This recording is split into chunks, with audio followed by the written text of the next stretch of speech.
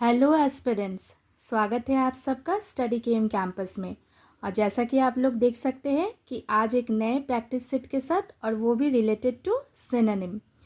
अगर आप इस चैनल पर नए हैं तो आपको ज़रूर बताना चाहूँगी, आप किसी भी एसएससी एग्ज़ाम्स की तैयारी कर रहे हैं, चाहे वो सीजीएल की तैयारी कर रहे, सीएचएसएल की तैयारी कर रहे, एमटीएस की तैयारी कर रहे, जीडी की तैयारी कर रहे, या फिर किसी भी कॉम्पिटिटिव एग्ज़ाम्स की तैयारी कर रहे, इंग्लिश लैंग्वेज एंड ग्रामर में सिनोनिम एक बहुत इम्पॉर्टेंट रोल प्ले करता है।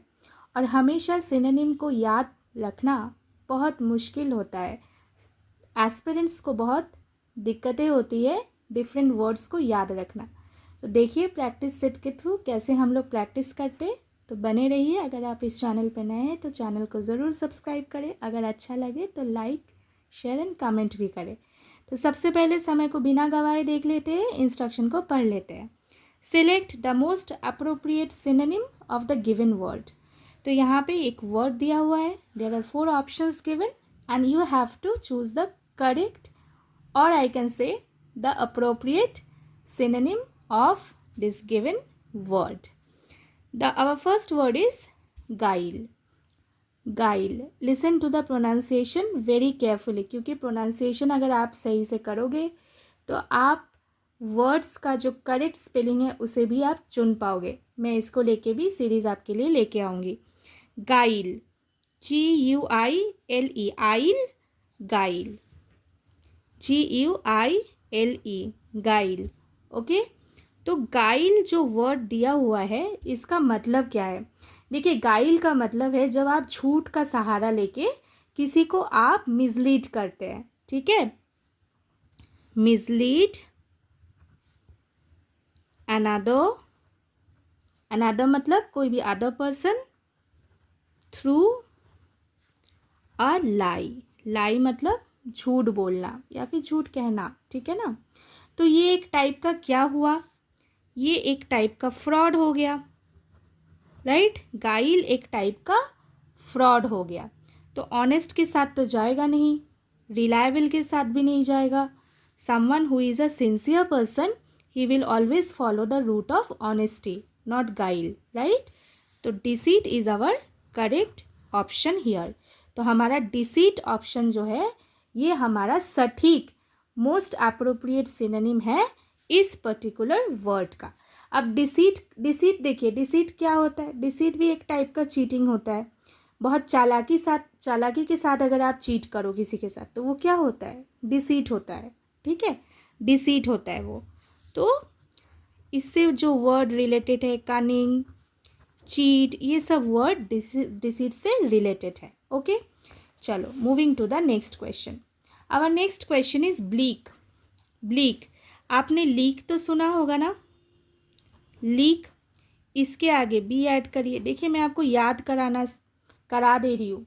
वर्ड्स को सही तरीके से आप याद करो, आपकी स्पेलिंग में भी कभी भी गलती नहीं होगी। ठीक है ना, तो ब्लीक, तो ब्लीक का क्या मतलब है? ब्लीक का मतलब देखो, ब्लीक का मतलब है जब आप बहुत एक सैड सिचुएशन, एक बहुत ख़राब सिचुएशन से गुजर रहे हैं तो वो ब्लीक होता है।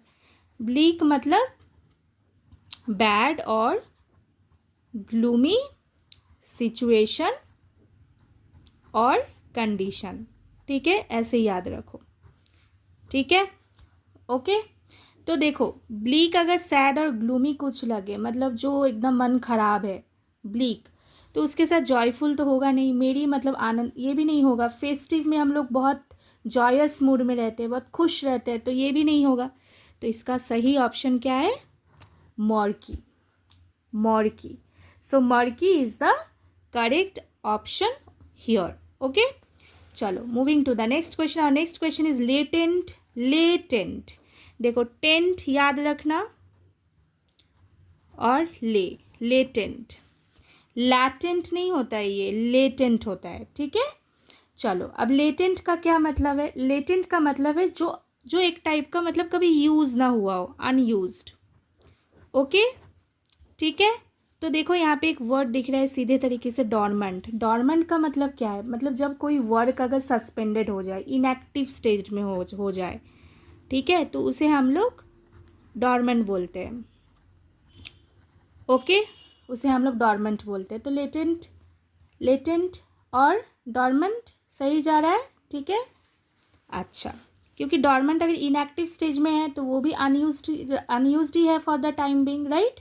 ऐसे करके हमको लिंक करना है, समझना है और याद भी रखना है। Our next question is futile. Futile, futile, FUTILE, futile. अब फ्यूटाइल का मतलब क्या है? फ्यूटाइल का मतलब है, देखो, जब आप मतलब कोई ऐसा एक काम जो कुछ मतलब आप प्रयास किए जा रहे हो लेकिन सब वेस्ट जा रहा है, मतलब कोई रिजल्ट नहीं दे रहा है, प्रोड्यूसिंग नो रिजल्ट, ठीक है ना, तो उसे हम लोग फ्यूटाइल कहते हैं। अब उसका एक वर्ड देखो यहाँ पे है when. When is the correct answer हुआ है। वेन का मतलब है when anything, when anything is not producing result, तो उसे हम लोग वेन कहते हैं। Clear, absolutely clear. अच्छा, नेक्स्ट देखो वर्ड है इनफॉर्म। इनफॉर्म, इनफॉर्म, देखो इन भी एक वर्ड होता है और फार्म भी एक वर्ड होता है, दोनों को जोड़ दो तो एक नया वर्ड बनता है, ठीक है। ये बना इनफॉर्म। अब इनफॉर्म किसे कहते हैं? देखो, इनफॉर्म मतलब जो फार्म ना हो, फार्म मतलब जो स्ट्रॉन्ग इनफ ना हो। इस फार्म का मतलब क्या है? एक तो मतलब एक फार्म हो गया और दूसरा हो गया नॉट, मतलब दूसरा हो गया स्ट्रॉन्ग।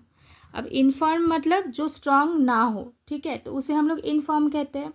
तो देखो यहाँ पे एक वर्ड दिख रहा है फीबल। फीबल, फीबल का मतलब क्या है पता है? फीबल का मतलब है बहुत वीक, मतलब बहुत दुर्बल, बहुत वीक, तो उसे हम लोग फीबल कहते हैं। मतलब वन, अच्छा शॉर्ट में बताती हूँ, lack of energy. Lack of energy बोल सकते हो, लैक ऑफ एनर्जी बॉडीली बोल सकते हो, एकदम फिजिकल एनर्जी नहीं है, एकदम वीक कोई हो गया है, तो उसे हम लोग फीबल कहते हैं। और फार्म, देखो फार्म का मतलब अगर स्ट्रांग है तो इनफॉर्म मतलब नॉट सो स्ट्रांग, ठीक है। तो इसीलिए अगर कोई स्ट्रांग नहीं होगा तो वो क्या होगा? वीक ही होगा ना। तो इसीलिए ये इनफॉर्म और फीबल दोनों एक दूसरे का सिनोनिम बन रहा है। Clear, absolutely. चलो moving to the next question. Our next question is peril. Peril, अब पेरिल का क्या मतलब है? देखो, पेरिल मतलब anything is associated to risk, ठीक है। पेरिल मतलब एक वर्ड में बता देती हूँ, इसे भी याद रखो, डेंजर। अब कभी भी कुछ डेंजर लगे, कुछ ऐसा फील हो तो वो पेरिल हो गया, ठीक है। अच्छा, अब इसके साथ एक वर्ड देखो, ये है hazard. Hazard is the correct synonym of the word peril. अब हैज़ार्ड का क्या मतलब है? हैज़ार्ड मतलब एक काइंड ऑफ, मतलब anything that can cause sorry harm, तो उसे हम लोग हज़ार्ड कहते हैं। अब ये हज़ार्ड मतलब फिर क्या क्रिएट कर रहा है? एक टाइप का थ्रेट क्रिएट कर रहा है, ऐसा भी हो सकता है, ठीक है ना। अब देखो, हज़ार्ड तो कैलामिटी, नेचुरल कैलामिटी से भी एसोसिएटेड हम लोग कर सकते हैं, लेकिन हज़ार्ड ऑल इन ऑल ये बता रहा है जो रिस्क हो, मतलब बहुत रिस्क हो, ठीक है ना, उसको हम लोग हज़ार्ड बोलते हैं। तो इसके साथ ये जा रहा है सिनोनिम। देखो बाकी सारे वर्ड नहीं जा रहे, तो इसके लिए प्रोटेक्शन। प्रोटेक्शन मतलब, प्रोटेक्शन कैसे है? प्रोटेक्ट मतलब क्या? प्रोटेक्शन अगर आपको होगा तो क्या आपको डेंजर महसूस होगा? नहीं ना। हाँ, कोई आपको गार्ड देगा तो आपको तो सिक्योर फील होगा ना। फिर कोई आपको शील्ड करके, कवर करके रखेगा, उसमें भी आप प्रोटेक्टेड फील करोगे, राइट। तो इसलिए हैज़ार्ड यहाँ पे करेक्ट उत्तर बन रहा है, मतलब करेक्ट सिनोनिम बन रहा है पेरिल का। ओके, अच्छा लास्ट क्वेश्चन इज विविड। अब अच्छा, विविड देखो, विविड क्या होता है पता है? जब कोई चीज़ आपके आंखों के सामने बहुत क्लियर हो, मतलब कोई नज़ारा हो, ठीक है ना, या फिर कोई अच्छा सा पिक्चर हो जो आपको एकदम सटीक दिख रहा हो, मतलब एकदम जो उसका पिक्चर आपके सामने एकदम क्लियर है, ठीक है ना, तो उसे हम लोग विविड बोलते हैं, ठीक है। तो देखो यहाँ पे एक वर्ड है expressive. Expressive, expressive is the correct synonym of the word vivid, ठीक है। अच्छा, ऐसे याद रखो, clear, clear in front of your eyes, ठीक है। अब देखो, अगर मान के एक एग्जाम्पल ले लेते, अब एक पिक्चर है, ठीक है। अब वो पिक्चर क्या कर रहा है? एक आर्ट फॉर्म है, ये एक पिक्चर एक आर्ट फॉर्म है या फिर एक आर्ट है, तो वो कुछ एक्सप्रेस करता है। आर्ट क्या करता है? कुछ एक्सप्रेस करता है, कुछ फीलिंग हो, कुछ दृश्य हो, आपको एक्सप्रेस करता है। तो अगर आपके सामने वो एक्सप्रेशन क्लियर है तो that means what? That picture is a vivid picture. Clear? Expressive. Okay, so this is how we have practiced all these questions. इसके साथ हम लोगों ने काफ़ी सारे वर्ड्स को भी अपने वोकैब में इंक्लूड किया. ऐसे और वोकैब सीखने के लिए, सिनोनिम सीखने के लिए एंटोनिम का मैंने प्लेलिस्ट दे रखा है, आप अच्छे से सीखिए वहाँ पे. ठीक है, बने रहिए मेरे साथ. अगर आप चैनल पे नए हैं तो चैनल को ज़रूर सब्सक्राइब करिए. Stay positive, stay fit and fine. Take care. Thank you.